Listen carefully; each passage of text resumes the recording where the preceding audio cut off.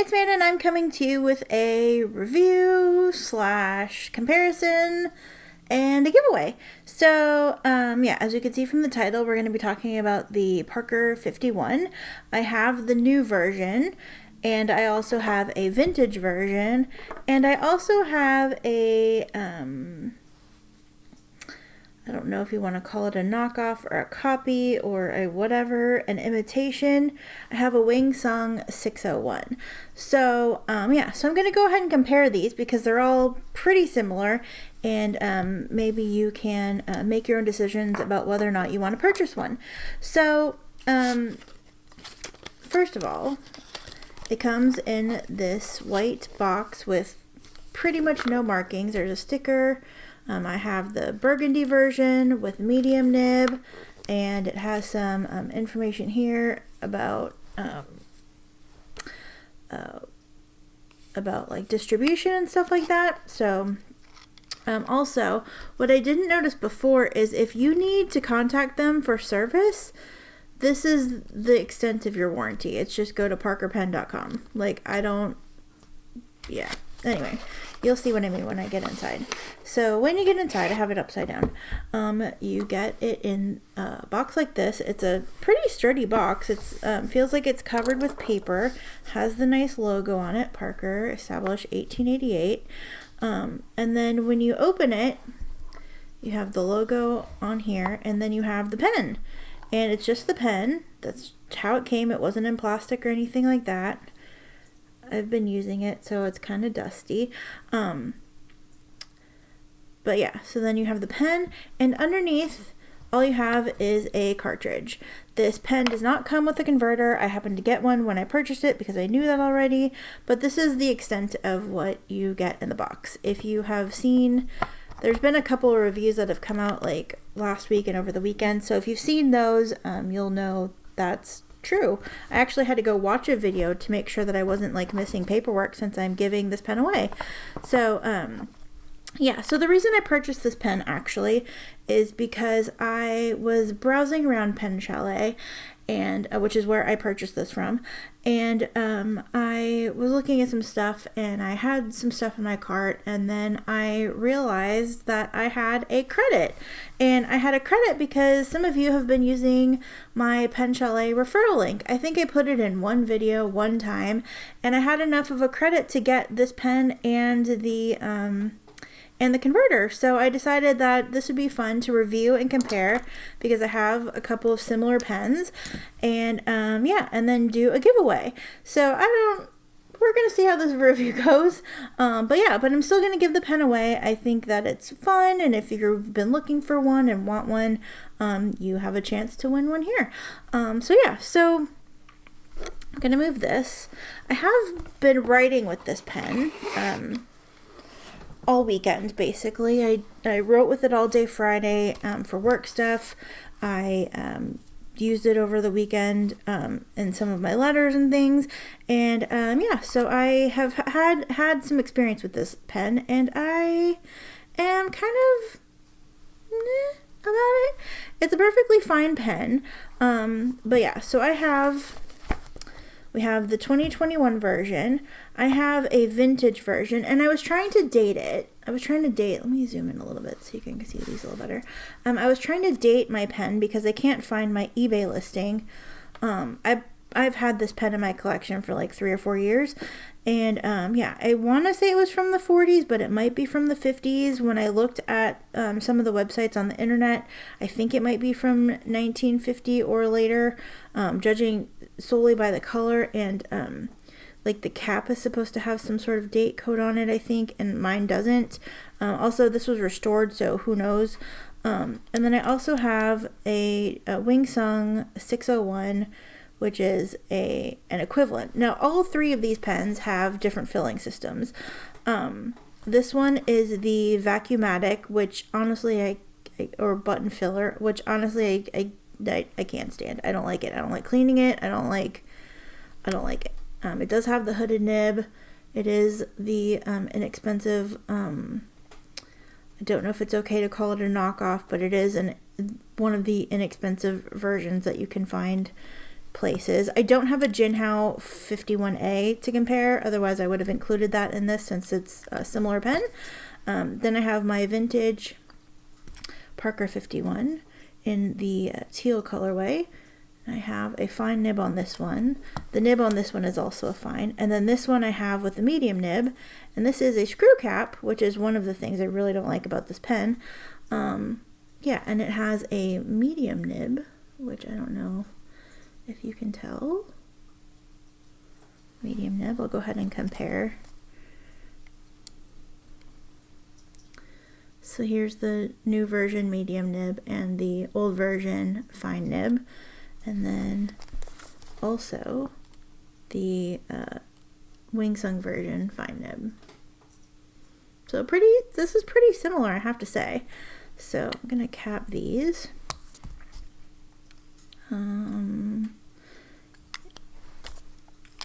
Okay, so we're mostly going to talk about this one since this is the new version. I will do writing samples with these other ones. Yeah, so this is the burgundy color. The cap has instead of having a jewel on the finial like the original or like the vintage one, and even like the WingSung, it's vented and it's metal, and yeah, it has an arrow clip. The arrow clip is updated. I actually don't mind the new version of the clip. I think it's pretty. And then also even the WingSung has the clip that is more, it's not exactly the same as the vintage one, but it's reminiscent and similar. But actually I like this clip. I think it looks nice. It's a nice update. We have the cap, which is stainless steel. Looks like it's a little brushed. It says Parker. And this one was made in France. And I think this is the date code. I actually didn't look that up to see what that stood for. I just noticed it right now. So, yeah. So on this cap, on my vintage one, this one it just says Parker, and it was made in the USA.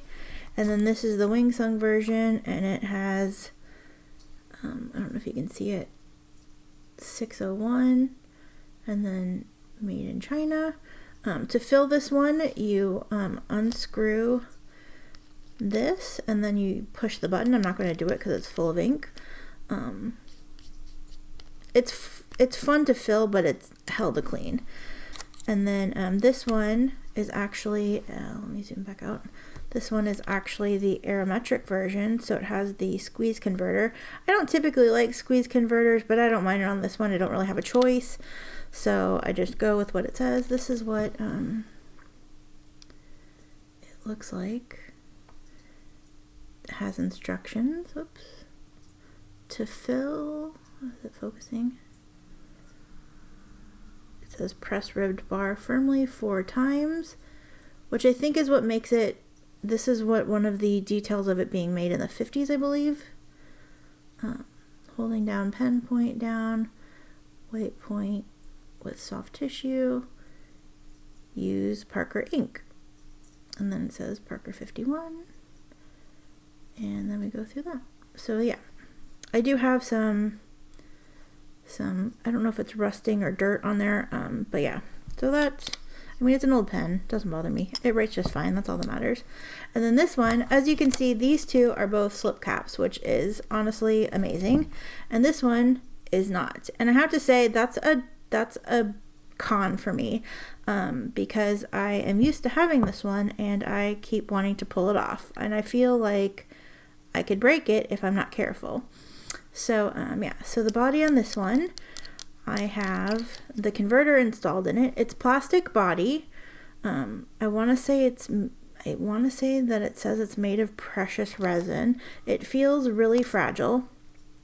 The converter seems really strong, and it has metal threads. And I don't necessarily know that I like the plastic on metal. I don't like that at all. It seems like it'd be easy to break. It has the little band right here, which is reminiscent, but definitely not the same as the original.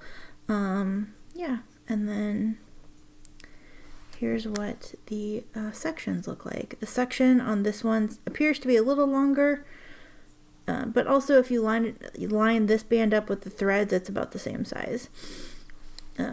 Another thing that is kind of interesting, and I'm hoping that you can see this, is the nib here is pretty flush with the pen body, and on this one there's a little gap, which also seems like it's fragile, like if you dropped it, it could break off.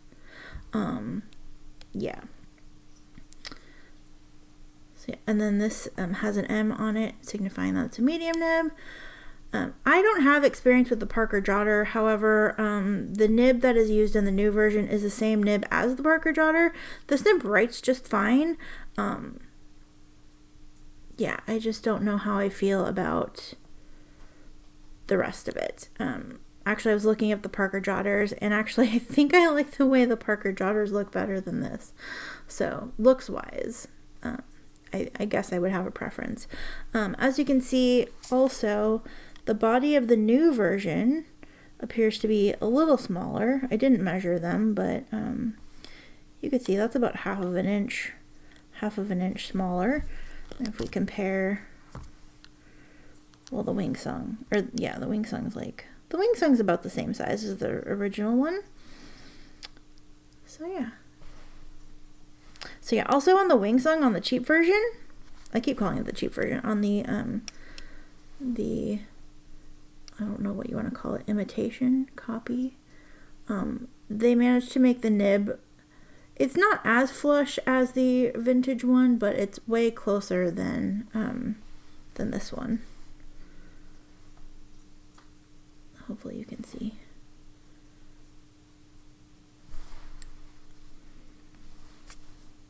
Make sure I get these caps on correctly. I do like that the band on the cap mimics the band that's on here. I don't know. Maybe this metal band is to make it so the plastic doesn't break. I'm not really sure. But yeah. So let's go ahead and I'm trying to think. Do I have any other things? Yeah. This pen is like, I think it retails for $87 if you get the steel version. If you get the gold version, it's like $248. And I don't believe either version comes with the converter. And the converter was, I think, $8. So it's an added expense. So if 87 plus 8, that's what? Math is hard. $95? It's a $95 pen if you get the converter. You can use cartridges. When I purchased everything, I purchased a bottle of Parker Quink Blue Black, just because I was curious, and I wanted to use, I have like Waterman Serenity Blue, but I wanted to try a Parker ink in the Parker pens, so that's what I did. So as far as pros on the new version, I really like the filling system. I like that it's a cartridge converter, like that's a thing, you know, unless you're really going for the super vintage vibe. I think that people are used to converters, and for the most part, people like converters. Every once in a while, like, unless it's like the Kaweco, I prefer the cartridge, although I have been using the converter just because cleaning out cartridges is also a pain in the butt, and cleaning that converter is really easy. So it holds like a drop of ink, but yeah. Anyway, we're not talking about Kawecos. The pen does write really smoothly. If you do want to use cartridges, it takes the long ones, so you don't have to use the short ones. I'm trying to think. My notes say that the writing experience is nice, but nothing to write home about. So yeah, so it's just, you're just writing with a pen. Cons, I think I've covered all of the ones that I had written down for cons. I don't like the metal and plastic. I really, really hate this gap right here. This gap right here, aside from even being like the twist, I don't like the fact that it's not a slip cap or a snap cap, or yeah, I don't like that it's not a slip cap. I hate that you have to twist it. It is, I don't think, let's see. It's about a turn, maybe one, maybe a little, let's see, let's do the cap. 1, about 1.25 maybe turns to get it off. But yeah, but I'm so used to just like, I don't know, just like pulling this one off. I don't know. I just associate the slip cap with this type of pen. So maybe that's just me. I do really love that it has a converter. I know that I've mentioned it, but that is honestly a selling point for me. If I were to keep this, that would be a reason that I would. Yeah. The mailman just showed up, but he was just here, so I don't know what's going on with that. Anyway, yeah, and I don't like that you have to pay the extra $8 for the converter. Now I know, like, if you get like the Sailor Pro Gear Mini, that's like that pen is double the price, and you know, the mini converters weren't available, but that's still an added expense. It's, you know, I don't know. I don't know. I think especially with as little as they included with the pen, I don't feel that there's a reason that they couldn't have included a converter. I don't know. That's just me. They did include the cartridge, but that's one cartridge. So you'd have to either buy more cartridges anyway or buy a converter. So I don't know. We're spoiled in getting pens, or at least the pens that I purchase a lot of times. Like on a Kaweco, it doesn't come with a converter, but the converter is $5, and if I have enough of them now that I don't really need to get one if I don't want to. I can just pull one out or clean a cartridge. Yeah, I don't know. I just think it's a $95 pen with the converter. It's like an $87 pen without it. I don't know. I just feel like that price point is something, I don't know. I just feel like it should be included. So anyway, yeah. So let's go ahead and do a writing sample. I'm going to turn this, but I'm also going to turn this and see if this helps. I don't know if it will or not, but we're going to try it out and see what happens. So I'm going to, you can post this pen, but because I'm giving it away, I didn't want to like scuff up, I didn't want to scuff up the finish on it, because it is, again, metal and plastic. So you can post it. I prefer to post it. I will post these ones. It's a little light without it, and I prefer the weight of it posted. Oops. So yeah, so let's go ahead and see what this is. So this is the Parker 51 2021, and I have the medium nib.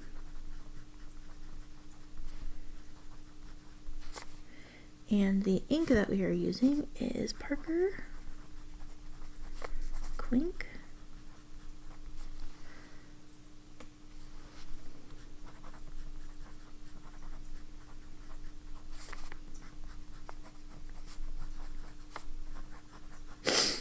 You're not really, I guess if you wanted to push it, you could get a slightly wider line, but I wouldn't recommend it.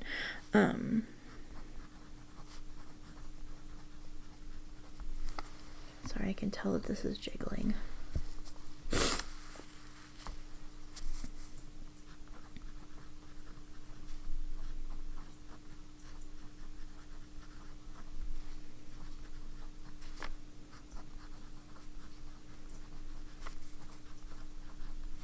Yeah, it's a really smooth writing experience. It writes really nicely.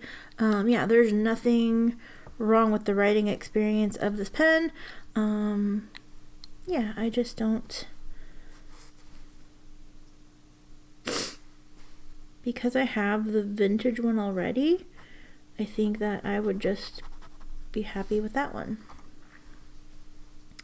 So let's go ahead, and I'm going to write with my vintage one.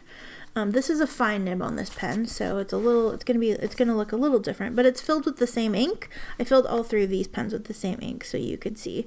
This one retails, well, it doesn't retail. You have to find them on eBay or your favorite vintage pen site or somewhere else, and the prices vary. When I bought this one a few years ago, it was like $40, I think, and now they're on eBay going for, over $100. So I think it's just supply and demand. I think people are revitalized with the Parker 51 now, so they're going for a little more money. I think if you wait until the hoopla dies down, you can probably get these a little less expensively again. Parker 51 vintage.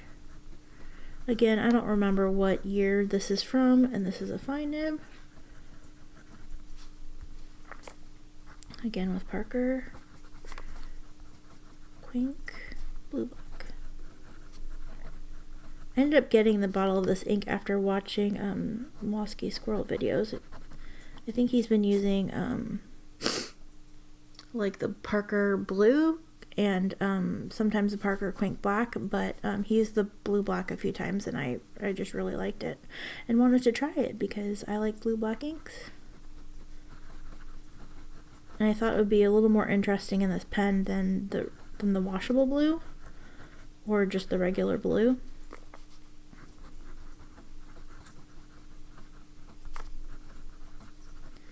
I love the way this pen writes. Trumps.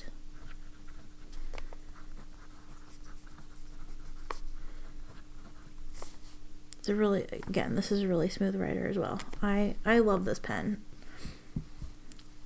And then I'm going to also go ahead and do a writing sample of this one.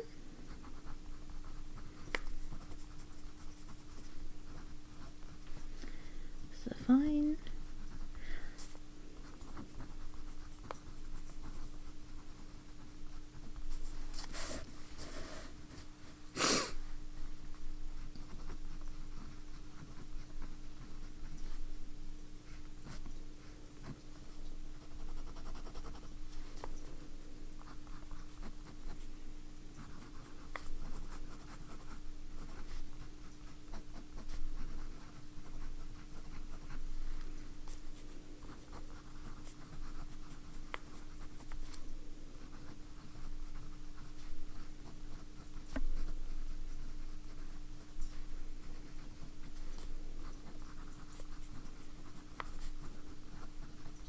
Yeah, so this one also writes pretty nicely. I don't use this pen that often. I used it, I think, a few months ago in a 30 inks 30 days, and I had such a hard time cleaning it out that I was just like, no. No. So anyway, so yeah, so these pens you can find, I think I purchased this off eBay for like $15. I have no idea what they're going for now. You also can find the Jinhao 51A. I think Goulet. I think pen stores sell the Jinhao 51A. I know that I've seen them at Goulet. I don't know if they still have them, but I know back in the day that they did. Which has those pens have finishes similar to my gloss tip pen. And I want to say those are like maybe $15 or $16 as well. So yeah, so this pen is about $87. Whoops. I'll flip it around again. So this pen's gonna run you about $87. It'll be closer to $95 if you end up getting the converter with it. These pens will vary in price based on many factors, supply and demand, the dates, all the things that people who buy vintage pens look for. I just wanted to have one, so I wasn't very picky. I just wanted it to be in working order because fixing and restoring vintage pens was not something I wanted to do. I wanted to be able to write with it when I got it. So yeah, so I found one that had already been restored and was already in working order. And then these you can find pretty inexpensively. Again, I don't know how much the price is now. I've had this one a couple of years. Yeah, so yeah, I hate the filling system on this one. I don't really like the filling system on this one either. Of the three, my favorite filling system is the cartridge converter, but that's pretty much the only thing that this has going for it above the rest of them. I'd probably get one of these other ones before I would get the new one. So that's just my opinion. Obviously, you can make your own opinion.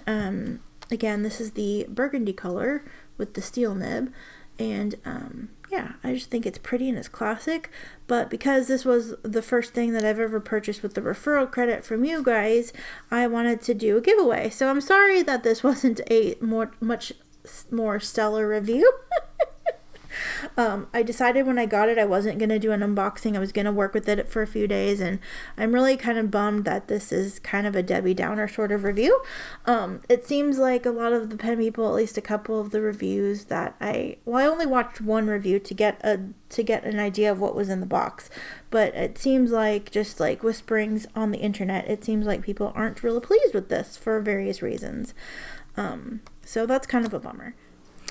So if you would like to win this pen and the contents of the box, which is not much, you'll also win the converter. I will also include a sample of the Parker Quink Blue Black, just because it's fun. I don't know, it's a nice ink. Yeah, I'll include a sample of that. I'm keeping the ink, sorry. Yeah, I'll send you a sample of that and maybe throw in a couple extra little goodies. But yeah, so leave a comment down below with either a thing that you liked about this pen, or your favorite vintage pen, or if you were going to buy one, would you buy a vintage one or would you buy the new one? Just leave a comment related to the topic down below. If you want to leave a comment but you don't want to be entered in the drawing, just let me know in the comment that you don't want to be entered, but you wanted to participate in the comments, and we'll do a random comment picker on, we'll say I'll do the drawing on Thursday, and that way I can hopefully get the winner's address and mail it on Friday. Does that sound good? Yeah, so we'll leave this open until Thursday. Probably Thursday morning when I wake up, I will do the drawing. So we'll say Thursday morning at 8 a.m. Pacific time. I'll do the drawing shortly after that, and yeah, then I'll post it, and we'll see who won the giveaway. So awesome. Thank you so much for watching. I hope that you enjoyed this video. I'm really sorry that my first review was not necessarily a great one.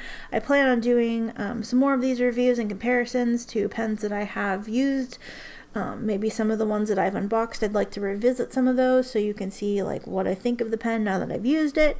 Yeah, so I just thought that'd be fun to revisit some of the ones that we've seen before. Since I'm not buying pens anymore. Also, I have to say, this pen was not purchased before I decided not to buy any pens. It actually arrived the Saturday before I got the Homo sapiens, which is still here and is still lovely.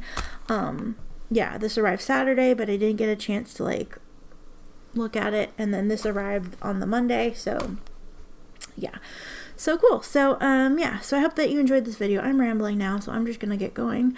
Again, leave your comment down below, and you'll be entered to win this pen if you want to. So yeah, so, and again, comes with the converter. The pen will be washed out and cleaned before it goes to you. It's only been used a couple of days and it has not left the house. So yeah, so I hope that you enjoyed this video and enjoyed seeing the comparison of these three pens.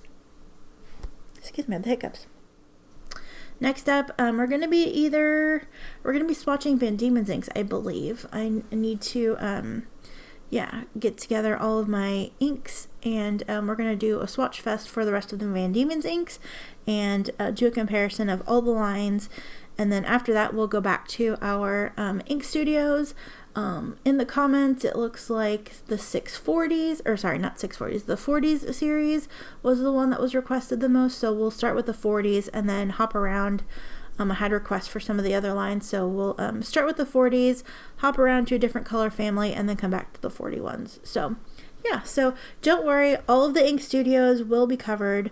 Also, I should mention that my sample for 173 was either contaminated or just mislabeled, and I have ordered a new sample of that, so we'll re-swatch that in a future video after I get it, and then compare the lines real quickly again, just so you could see what they actually look like. So yeah, so thanks to Jen, and there was another person that also mentioned it. Her name starts with an L, and I don't remember what it is off the top of my head, but thank you both for mentioning that.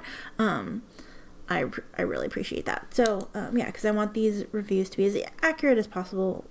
And thank you again to those of you who used the referral link that facilitated the purchase of this pen. No requirement, you don't need it to use it at all, no pressure, no nothing. It's just there in case you want to use it. So thank you so much for watching, and I will talk to you soon. Take care. Love you. Bye.